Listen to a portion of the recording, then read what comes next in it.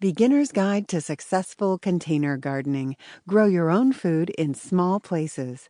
More than 25 proven DIY methods for composting, companion planting, seed saving, water management, and pest control. Written by Sophie McKay. Narrated by Jennifer Allton.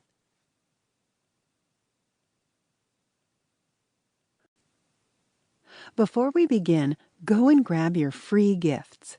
Sophie McKay's Seed Starting and Planting Calculator and the Ultimate Guide to Organic Weed Management.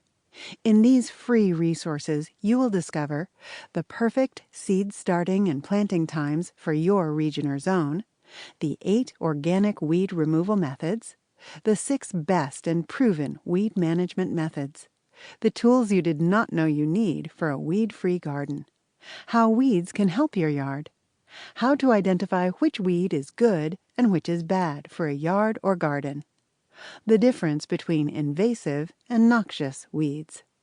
Get your free copy today by visiting sophiemckay.com/free-resources.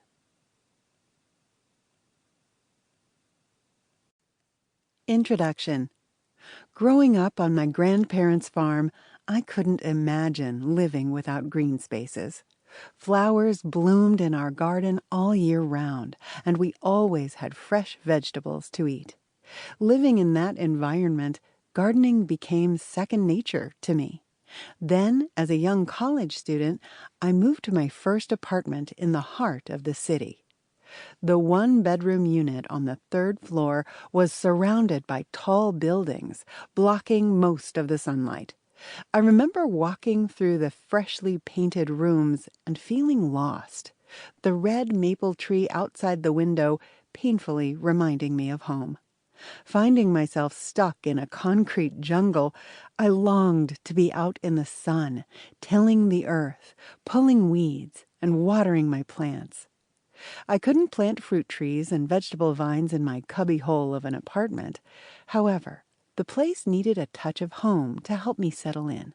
So I decided to make do with what I had and bought a lemon plant.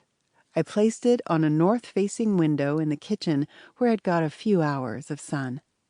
Imagine my dismay when, despite my meticulous care, its leaves started yellowing and dropping off. 2 weeks after bringing it home from the garden center, the lemon plant was a dismal sight. After another few weeks, I had nothing but a dead plant in a container full of soil. My next few attempts with tomatoes, green chilies, and capsicum met a similar fate. Had I lost my green thumb? Or was it impossible to grow anything in an urban setting? My next attempt with herbs and chilies proved successful. Gradually, I learned the ropes of growing plants indoors. Moving to a bigger place with a sunny balcony allowed me to expand my urban garden, and I was soon growing a wide variety of fruits, vegetables, and herbs. My approach toward container gardening became more sophisticated when I learned about permaculture. Techniques such as water harvesting, composting, companion planting, mulching, creating guilds, and building cold frames enhance the productivity of my small garden setup, ensuring a year-long food supply. Permaculture changed my perspective on gardening, shifting my focus from what I couldn't do to what I could. I realized the limitations of gardening only existed in my head. Permaculture taught me that, with a few adjustments, you could grow vegetables, fruits, and herbs in homes usually considered unsuitable for outdoor gardening, such as apartments and small houses with limited growing areas. Sun-loving plants such as tomatoes would thrive on a south-facing balcony, while spinach, lettuce, and mint would flourish on north-facing windows or balconies.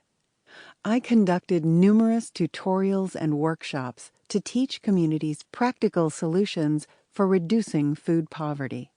My extensive experience as a permaculturist convinced me that anyone could grow their own food. I helped my friends and acquaintances create flourishing container gardens and witnessed their joy as they ate homegrown fruit and vegetables. My previous Sample complete. Ready to continue?